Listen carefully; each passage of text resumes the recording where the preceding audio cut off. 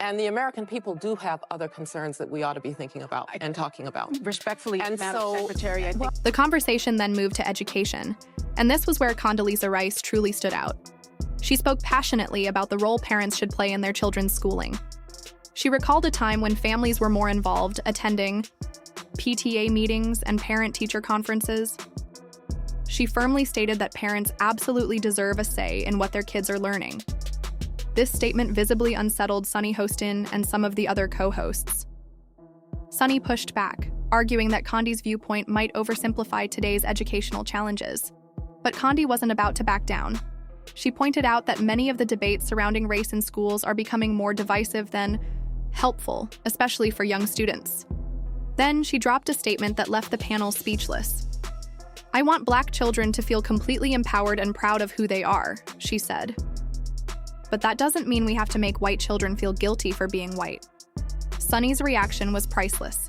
She shifted in her seat, clearly caught off guard. While she struggled to respond, Condi continued laying out her argument with confidence, facts, and logic. The discussion then turned to race relations, making the debate even more intense. Sunny and the other co-hosts suggested that racial tensions in America are worse now than ever before. But Condi immediately challenged that idea. She reminded them of her own experiences growing up in Jim Crow-era Alabama. "Let's stop acting like things have never been worse," she said, saying that ignores all the progress we've made, and that's simply not true. Sunny's facial expressions spoke volumes. She wanted to push back, but Condi's personal experiences and well-reasoned arguments left her with little room to argue. This wasn't just another debate. It was a much-needed reality check. Condi's words struck a chord with many watching.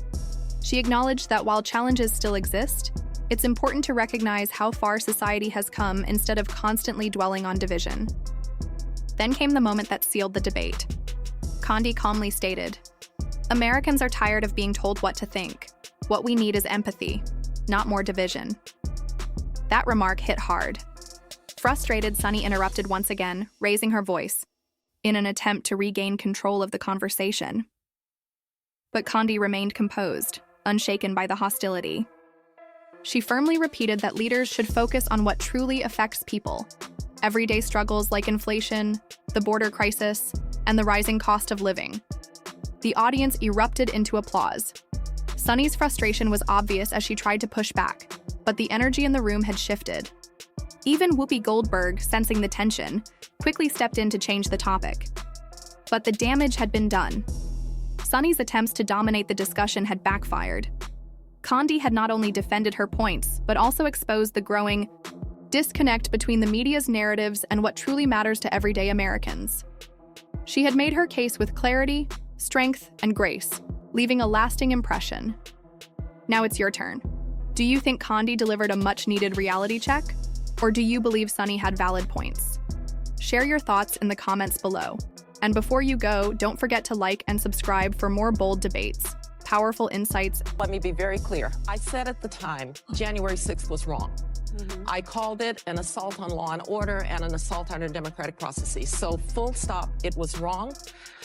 Law enforcement will determine what happened there, and those who violated the law ought to be punished. Now, I think what Senator McConnell may be referencing is, yes, it's time to move on in a lot of ways. I'm one who believes that the American people are now concerned about their what we call kitchen table issues, the price of gasoline, inflation. We ought to move on to the next generation, move ahead and deal with the American people's issues. It's really politically expedient for Mitch McConnell to say, let's move on, let's move on. The problem is that past will become prologue if we don't find out exactly what happened January 6th. And we will. So it's not time now. We will find out. We must find out. We will find out. Moving on. We will find out. But I'm going to tell you, I live in California, not Washington, D.C.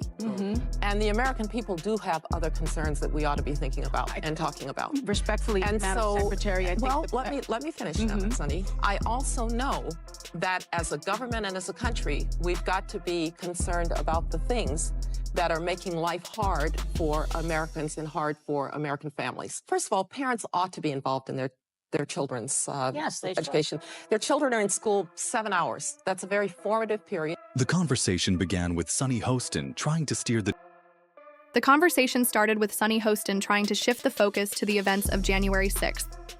It was obvious she wanted to put Condoleezza Rice on the spot and challenge her views, but Condi was more than prepared.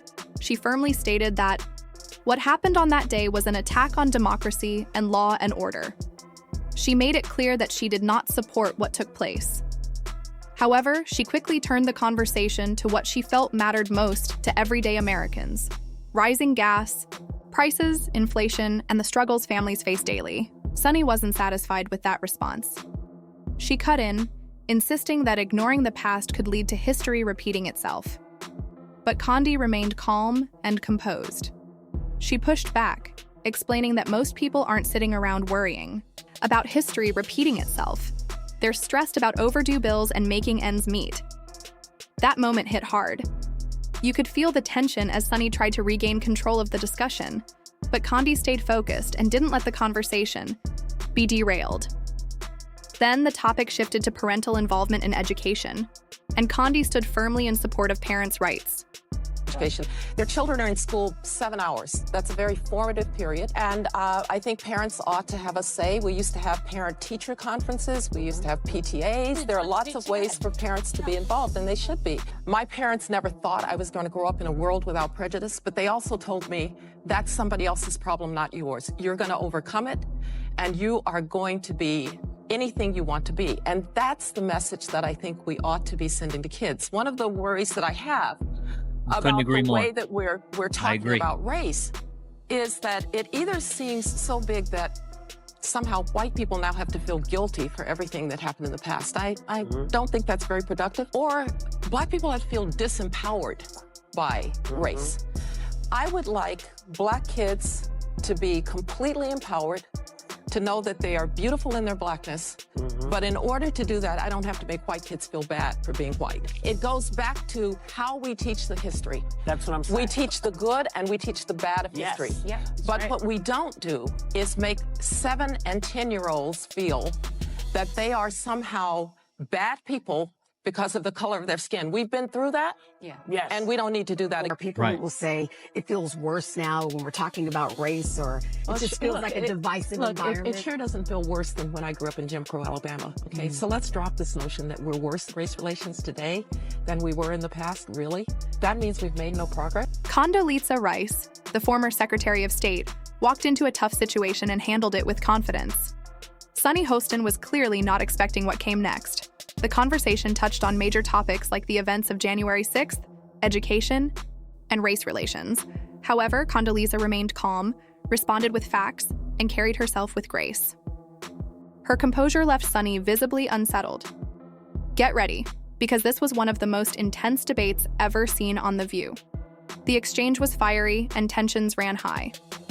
But before we dive into the details, don't forget to like and subscribe for more sharp discussions and powerful moments. Now, let's break it all down, starting with Condoleezza's strong stance on why it's time to move forward from January 6th.